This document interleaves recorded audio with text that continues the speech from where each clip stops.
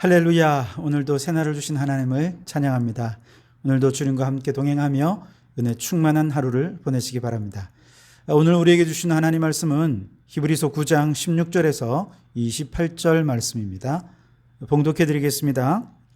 유언은 유언한 자가 죽어야 되나니 유언은 그 사람이 죽은 후에야 유효한즉 유언한 자가 살아있는 동안에는 효력이 없느니라.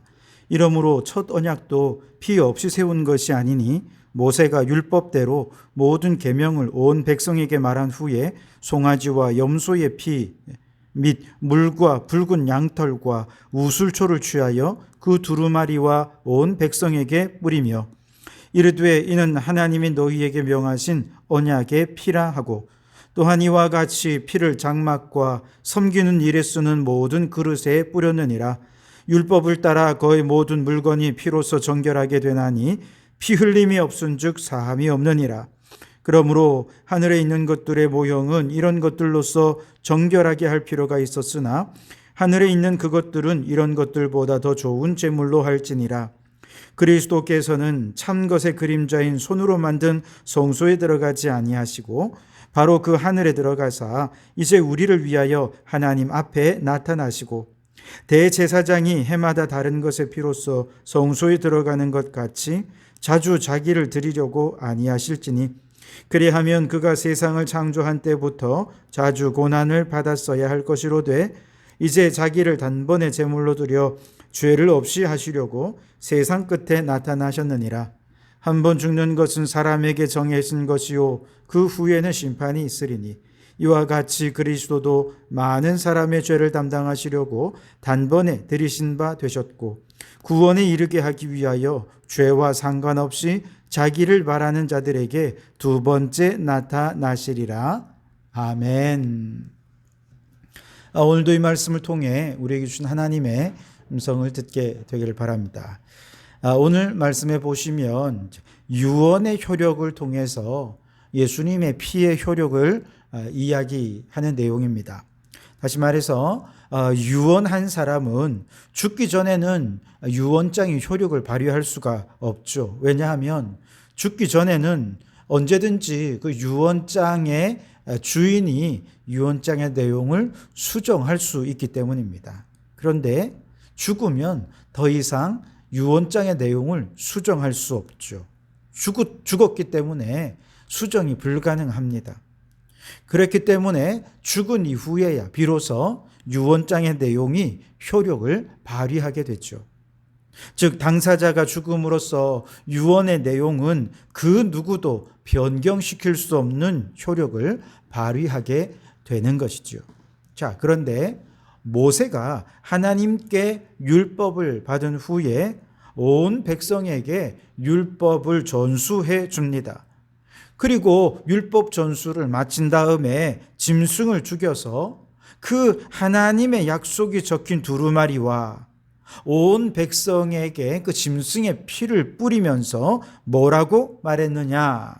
이는 하나님이 너희에게 명하신 언약의 피라. 그렇게 말을 합니다. 다시 말해서 원래는 온 백성이 죽음으로써 이 언약이 변치 않는 효력을 발휘하도록 해야 하겠지만 사람이 죽을 수는 없잖아요. 그래서 사람 대신 짐승을 잡아서 백성들을 대신해서 피 흘려 죽게 해서 마치 유언이 변치 않은 효력을 발휘하게 되는 것처럼 하나님께서 주신 언약은 그 누구도 변경시킬 수 없는 언약으로서의 효력을 발생하게 되었다라고 하는 그런 의식을 행한 것이죠. 19절과 20절을 보십시오. 모세가 율법대로 모든 계명을 온 백성에게 말한 후에 송아지와 염소의 피 곧 물과 붉은 양털과 우술초를 취하여 그 두루마리와 온 백성에게 뿌리며 이르되 이는 하나님이 너희에게 명하신 언약의 피라 하고. 아멘. 그렇죠? 방금 말씀드린 대로입니다.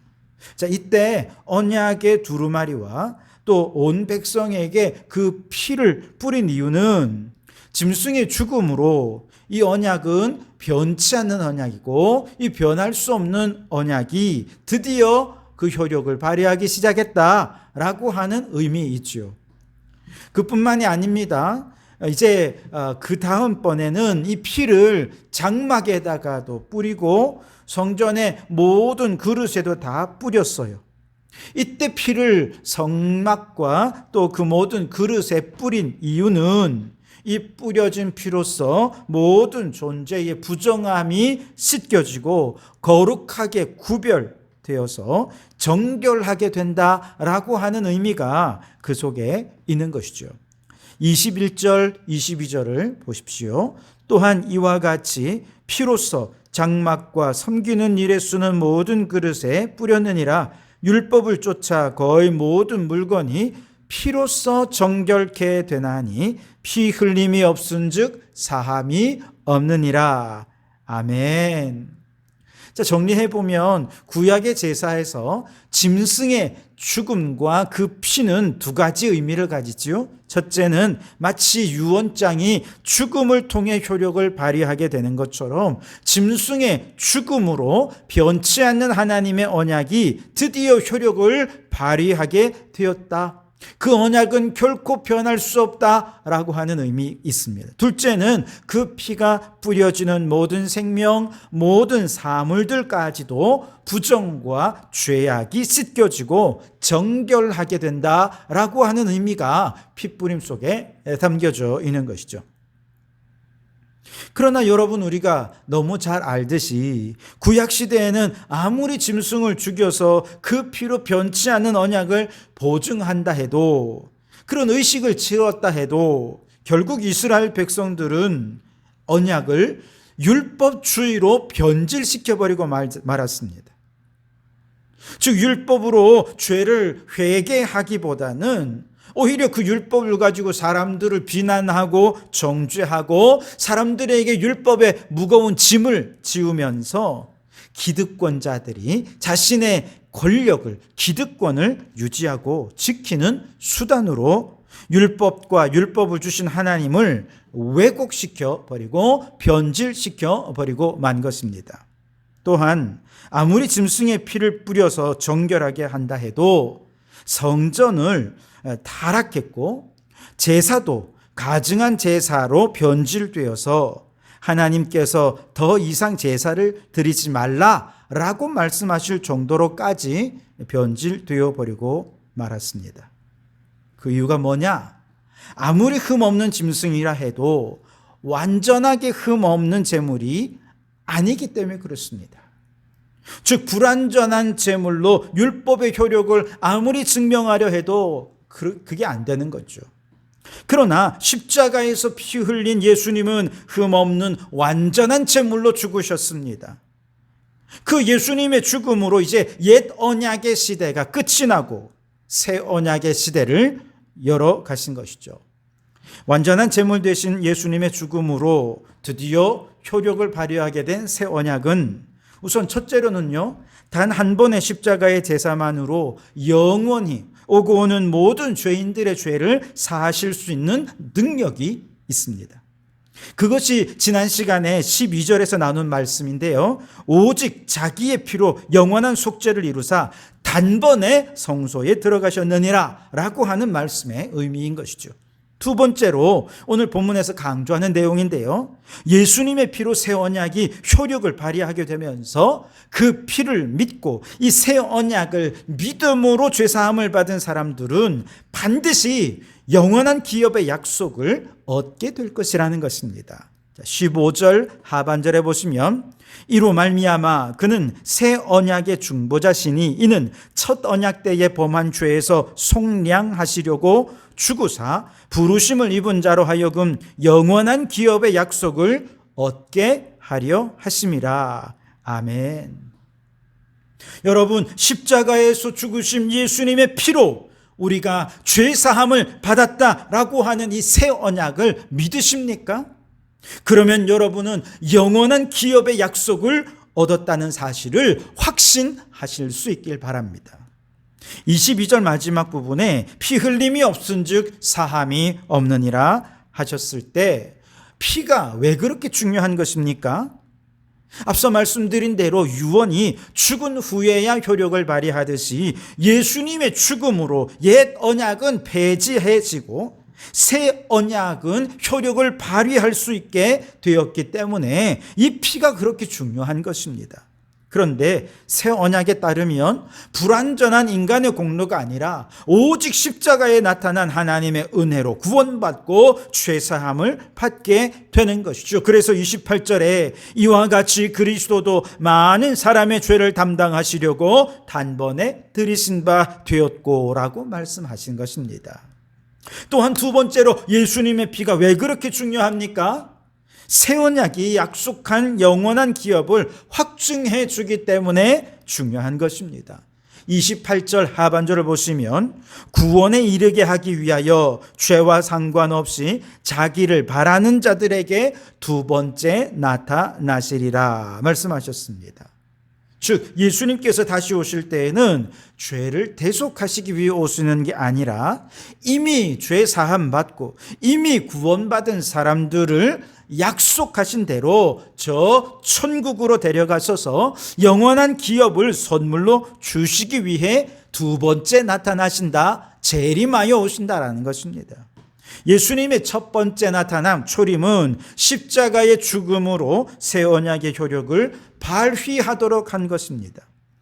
두 번째 나타남, 즉 재림은 이제 만왕의 왕 만주의 주로서 구원받은 우리들을 데리고 저 눈물과 근심과 탄식과 이별하는 것이나 곡하는 것이나 앓는 것이나 이런 것이 없는 영원한 천국에 데려가시기 위해 우리 주님이 두 번째 나타나신 것이죠. 그래서 예수님께서 두 번째 나타나시는 날, 즉 재림하시는 날, 우리 모든 성도는 죄와 상관없이 우리가 이 세상에서 많은 죄를 범했다 하더라도 그것과 상관없이 오직 믿음으로 예수님을 기쁘게 맞이할 것이고 저 영원한 천국에서 하늘의 기업에 상속받는 상속자의 권리를 누리게 될 것입니다. 그러니 우리가 살면서 반드시 잊지 말아야 할 것은 지금 눈에 보이는 현실만이 아니라 우리 주님 재림하여 다시 오시는 바로 그 날이 있다는 사실입니다. 그날은 심판의 날이 될 것입니다. 27절에 한번 죽는 것은 사람에게 정해진 것이요 그 후에는 심판이 있으리니. 아멘. 이 세상 그 누구도 죽음을 피할 수 없고 또한 죽음 후에 있을 심판도 피할 수 없습니다. 모든 사람은 반드시 죽은 후에 생전에 이 세상에서 행한 대로 심판을 받게 될 것입니다. 이때 예수님을 믿고 그 믿음으로 구원받은 사람은 그 믿음대로 천국에 들어가 영원한 기업을 상속받고 천국의 기쁨 가운데 영원히 살게 될 것입니다. 반면에 믿음이 없이 행한 사람들은 결국 지옥에 들어가 영원한 형벌을 받게 될 것입니다. 자, 그런데 여러분, 우리가 천국에 간다 하더라도 이 세상에서 우리가 어떻게 행했느냐, 어떤 사명을 감당했느냐에 따라 상급이 달라집니다. 고린도전서 15장 41절에 보시면 해와 달과 별이 다 하늘에 있지만 해와 달과 별의 영광이 각각 다 다릅니다. 별과 별의 영광도 다르다고 말씀하십니다. 다시 말해서 우리가 믿음으로 구원받아 천국에 가서 하나님 나라의 기업을 상속받기는 하지만 그렇다고 해서 다 똑같은 영광을 누리는 것은 아니라는 것입니다. 심판을 면하고 천국에 들어갔다 해도 예수님께서 우리들에게 천국에서 이렇게 말씀하실 거예요. 너는 나를 믿고 무엇을 했느냐? 내가 너를 위해 몸 바치고 피 흘려 나의 죄를 사해 주었는데 너는 나를 위해 무엇을 해 주었느냐? 라고 물으실 것입니다. 그때 우리가 주님 앞에서 주님, 우리가 믿음을 지키고 하나님 나라를 위해 이렇게 헌신하다가 내게 이런 상처가 생겼습니다. 우리가 주님을 위해 받은 상처, 마음의 상처, 육신의 상처, 신앙의 영광의 상처, 스티그마를 보여드릴 수 있기를 바랍니다. 주님은 그 상처, 그 흔적을 보고 너무나 기뻐하시며 말씀하실 거예요. 내가 나를 위하여 믿음을 지키며 사느라 이렇게 고생했구나. 착하고 충성된 종아, 참으로 수고했다. 이제 내 아버지의 집에 천국잔치에 들어가 마음껏 먹고 마시며 즐기라 하고 우리를 저 천국으로 이끌어 주실 것입니다. 여러분, 우리가 저 천국에 들어갔다고 해서 똑같은 영광을 받는 게 아닙니다. 이 세상에서 어떻게 살았느냐, 어떤 믿음으로 살았느냐, 어떤 사명을 감당했느냐 하는 것에 따라서 해와 달과 별의 영광이 다 다른 것처럼 선지자는 선지자의 상급을 받을 것이고 예언자는 예언자의 상급을 받을 것입니다. 이 땅에서 교사는 교사의 영광을 받을 것이고 이 땅에서 목회자는 목회자로 수고한 영광을 받을 것입니다. 이 땅에서 장로로 수고했다면 그 상급을 받게 될 것입니다. 그러니 여러분, 또 장로라고 해도 목사라고 해도 다 같은 면류관을 받는 것 아닙니다. 다 다른 영광을 받게 될 것입니다. 각각의 맞는 상급을 따라 우리 주님 면류관을 예비해 두시고 그날에 우리에게 영원한 기업을 상속해 주시며 복을 더해 주실 줄 믿습니다. 그러니 여러분, 그날을 기대하고 소망하면서 날마다 예수 피를 의지해서 우리에게 주어진 맡겨준 사명을 잘 감당하는 우리 성도들이 되시기를 주님의 이름으로 축원합니다. 기도하시겠습니다. 오 하나님 아버지, 감사합니다. 예수님의 죽음으로 주님의 언약은 우리에게 드디어 불가역적으로 효력을 발휘하기 시작했음을 믿습니다. 그 예수의 피로 말미암아 우리는 거룩하고 정결하게 되었음을 믿습니다. 이제 예수의 피를 의지하여 우리에게 맡겨주신 사명 잘 감당하는 믿음의 일꾼으로 살게 해 주옵소서. 그리하여 마지막 날 저 영원한 천국에 들어가서 하늘나라의 기업을 상속받는 그날에 우리 각자 은사와 달란트를 따라 또 최선을 다한 그 하나님 나라를 위해 헌신했던 삶 그대로 하나님께서 우리에게 상급을 예비해 주신 줄 믿습니다. 바라기는 우리 모든 성도들이 그 상급을 받아 누리는 성도들 되게 해 주시옵소서. 예수님 이름으로 기도하옵나이다. 아멘.